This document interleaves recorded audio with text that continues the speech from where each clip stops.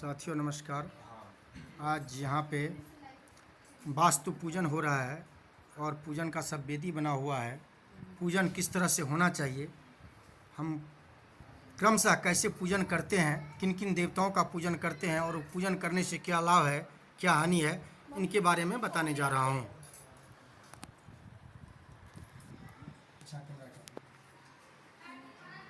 देखिए, सबसे पहले आप स्नान ध्यान से निवृत्त होकर के कमल के आसन पे, लाल आसन पे बैठे हुए हैं और भगवान सूर्य नारायण को प्रणाम करके आज आपके घर में नवीन गृह प्रवेश होने जा रहा है। तो सबसे पहले हम आपको पवित्रीकरण से इस जलपात्र में एक गंगा जल है, सिर्फ एक नदी का जल है, लेकिन मंत्र के द्वारा गंगा जमुना सरस्वती सभी तीर्थों का जल से इस कर्म पात्र को आवाहन किए हैं। इसमें सभी तीर्थों का जल भरे हैं। उस जल से आपको पवित्र किए हैं, पवित्र स्थल वैष्णवीय मंत्र से पवित्र किए हैं, जगह को पवित्र किए हैं। उसके बाद सबसे पहले हम धरती का पूजन किए हैं, क्योंकि धरती माँ से हमको आज्ञा लेना पड़ता है कि इस पे हम कोई कर्म करेंगे, अच्छा या बुरा, जो भी कर्म करेंगे, धरती ये इनका है, इस पे जो भी कर्म करेंगे उनसे आज्ञा लेना पड़ेगा और उनके आशीर्वाद के बिना यह सफल नहीं होगा। तो धरती माता से हम आशीर्वाद लिए हैं, पूजन प्रारंभ किए हैं, धरती का पूजन किए हैं। धरती का पूजन करने के बाद ये जो जितने हम वेदी बनाए हैं ये काल्पनिक है। काल्पनिक है मतलब प्रत्यक्ष नहीं है, ये अप्रत्यक्ष है। भगवान इसमें हमको दिखाई नहीं देते, हमको आत्मा में भगवान का वास है कि ये वेदी है, ये सूर्य है, ये चंद्रमा है, ये नवग्रह है, ये वास्तु है, लेकिन ये हमको दिखाई नहीं देते हैं। हमको दिखाई कौन देते हैं? अग्नि देवता, जल देवता, वायु देवता, ये जो देवता है ये हमको दिखाई देते हैं। इनका प्रत्यक्ष प्रमाण है। अग्नि का प्रमाण है, जो जब अपना लपेटे में आते हैं तो देखते हैं पूरा संसार को क्या कर देते हैं। जब हवा बहती है तो क्या सुनामी आता है, जल का क्या हाल है, वैसे ही तो ये जो अग्निदेव है, वायुदेव है, जल देव है, ये हमको दिखाई देते हैं। तो दीपक का हम पूजन किए, उनको साक्षी माने हैं कि हे दीप देवता, आज हमारे घर में वास्तु का पूजन हो रहा है, नवीन घर में सुख शांति के लिए हम वास्तु का पूजन कर रहे हैं, आप इसका साक्षात बनिए। बोलते हैं भो दीप देव रूपस्तम कर्म साक्षी हविकृत यावत कर्म समाप्ति से तावत तुम सुस्थिरो भव। आप हमारे कर्म का साक्षी बनिए और जब तक हमारा ये कर्म, ये पूजन चले, आप प्रज्वलित रहिए। तो जब हम कोई हमसे पूछेगा कि भाई आप जो ये पूजन किया है इसका कौन साक्षी है, तो एक समय ऐसा आएगा न जहाँ हम रहेंगे न जहाँ आप रहेंगे, वहाँ पे कोई साक्षी देने वाला इनमें से कोई भी नहीं आपको मिलेगा। तो आप बोलेंगे नहीं, अग्निदेव से पूछिए, हम इस पृथ्वी पर ये सत्कर्म किए हैं, इनका साक्षी अग्निदेव है। तो उस टाइम अग्निदेव बोलेंगे कि हाँ, इनके द्वारा ये पूजन का कर्म हुआ है, हम साक्षी हैं। तो हम अग्निदेव का पूजन किए हैं। उसके बाद अग्निदेव का पूजन करके जब भी हम कोई पूजन पाठ करते हैं, हमारे हिंदू धर्म में 33 कोटि देवी देवता है।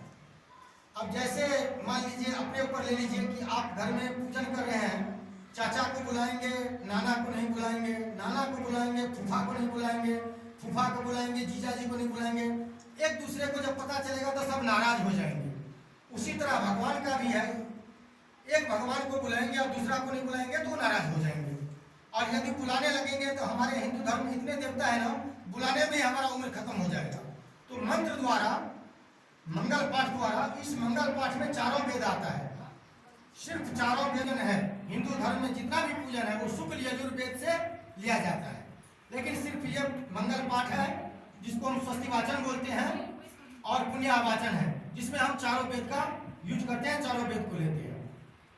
उस मंगल पाठ से सभी देवी देवता को हम यहाँ पे आवाहन किए हैं, सभी देवता को आवाहन करके बैठे हैं और सबका आशीर्वाद लिए हैं और सबको बोले हैं खुशी पूर्वक, प्रेम पूर्वक हमारे ऊपर आशीर्वाद बनाइए और यहाँ आकर के हमारा पूजन को सफल बनाइए। तो सभी देवी देवता आगे हैं। उसके बाद हम लोग जब पूजन करते हैं, कोई भी कर्म करते हैं, तो एक संकल्प होता है कि मन में निश्चय करना। जैसे हम पूरा दिन राम राम करेंगे तो धर्म होगा, क्योंकि भगवान का नाम है, और एक संकल्प ले लेंगे कि हे भगवान, आज हमको 108 बार राम नाम लेना है, तो उसका महत्व अलग हो जाएगा, क्योंकि हम बंध जाएंगे। तो संकल्प करने से यदि कोई पूजन पाठ होता है तो उसको नियम पूर्वक माना जाता है, उसमें हम बन जाते हैं, उसका फल में वृद्धि है। यदि वैसे राम राम लेंगे, उससे यदि संकल्प करके लेंगे तो हजारों गुना का वृद्धि है। तो हम संकल्प लिए हैं, जो ये पूजन आज हम करने जा रहे हैं।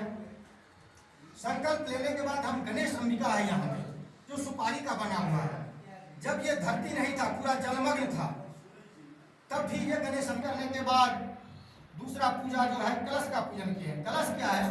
कलश मुखे विष्णु, कलश के मुख में विष्णु विराजमान है, कंठ में जो है रुद्र विराजमान है, मूले तस्थितो ब्रह्मा, पेट में ब्रह्मा जी विराजमान है, मूले तस्थितो मध्यमार्थ विनाशमृता, कुछोटू सागर सत्ता, 7 सागर है, हिंद महासागर, अटलांटिक महासागर, जो 7 सागर है वो कलश में विराजमान है। 7 द्वीप है वो कलश में विराजमान है। ऋग्वेद, यजुर्वेद, सामवेद, अथर्ववेद, ये 4 वेद है, ये कलश में विराजमान है। गायत्री, सावित्री, मतलब इस धरती पे जितने देवी देवता हैं सब कलश के अंदर विराजमान हैं। यदि हमारे पास टाइम का अभाव हो, सामग्री का अभाव हो, तो एक कलश का पूजन करने से सभी देवी देवता का पूजन करने का फल मिल जाता है। तो हम कलश का पूजन किए हैं। कलश के पूजन करने के बाद हम अपना कुल देवी का पूजन किए हैं। माता ये कुल देवी है, किसी का काली है, किसी का जिन माता है, किसी का धर्मराज है, सबका अपना अपना कुल देवी है। आपका कुल देवी काली देवी है, तो काली माता का पूजन किया है। क्योंकि हम कितना भी देवता का पूजन करेंगे, बनारस चले जाए, काशी चले जाए, मथुरा चले जाए, लेकिन अपना कुल देवी का पूजन नहीं करेंगे तो बद्रीनाथ केदारनाथ जाने से हमको कोई फल नहीं मिलेगा। पहले अपना कुल देवी का पूजन करना होगा, उसके बाद हमें चारों धाम का पूजन करने का फल मिलेगा। इसलिए हम अपना कुल देवी का पूजन किए हैं। कुल देवी का पूजन करने के बाद हम षोडश मातृका देवी देवता का पूजन किए हैं। ये षोडश मातृका देवी जो है गौरी, ये शिव की पत्नी है।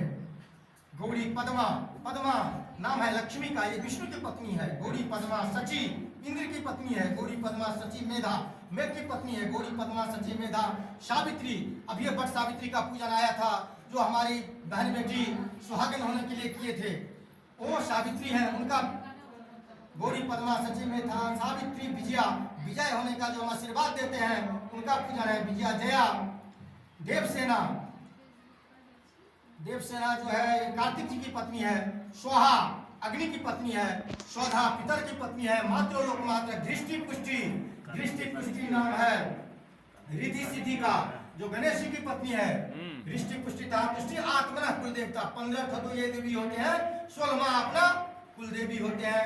हम अपना कुल देवी का पूजन करते हैं, उनसे आशीर्वाद लेते हैं कि हमारे घर में आज से नवीन घर में चारों तरफ से विजय हो, रिद्धि सिद्धि का वास हो, शुभ लाभ का वास हो, सुख शांति समृद्धि का वास हो, दाम्पत्य जीवन सुखमय बीते, पुत्र पुत्रादि की प्राप्ति हो, वंश की वृद्धि हो, यह सब उनसे हम आशीर्वाद लिए हैं।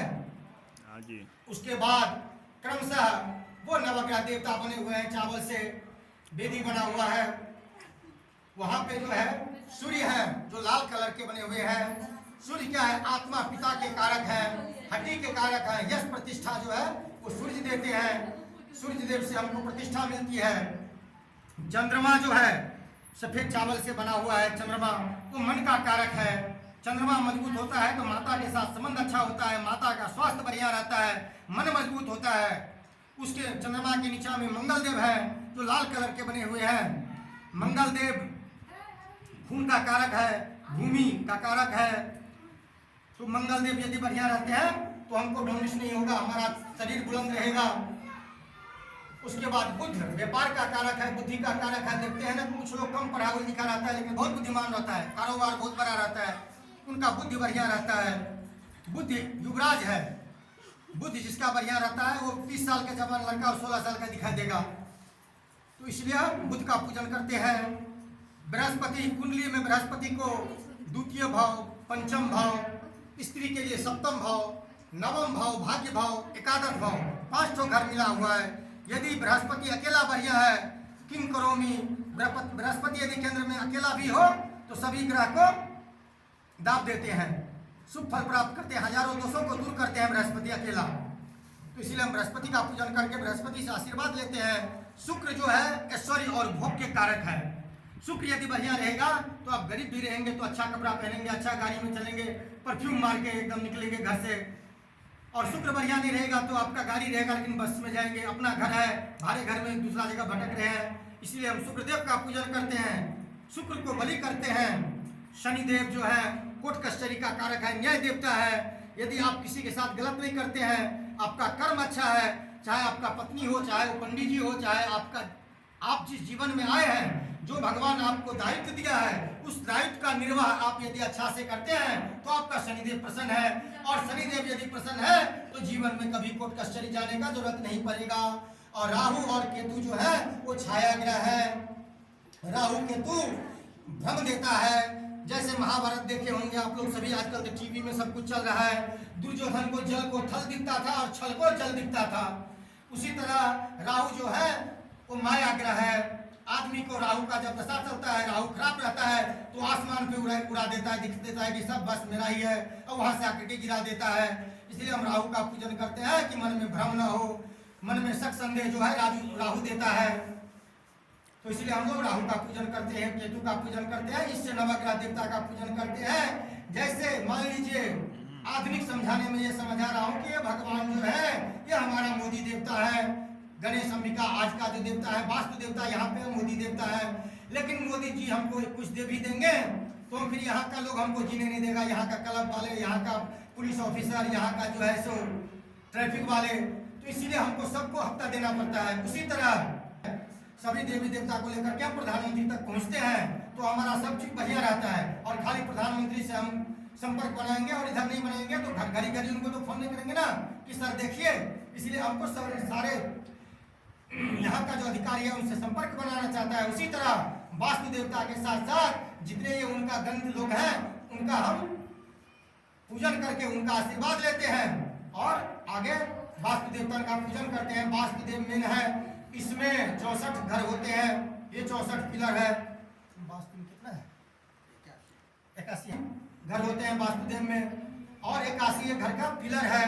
ये वास्तुदेव का जो है बना हुआ है मूर्ति। बोले वास्तु भगवान की जय।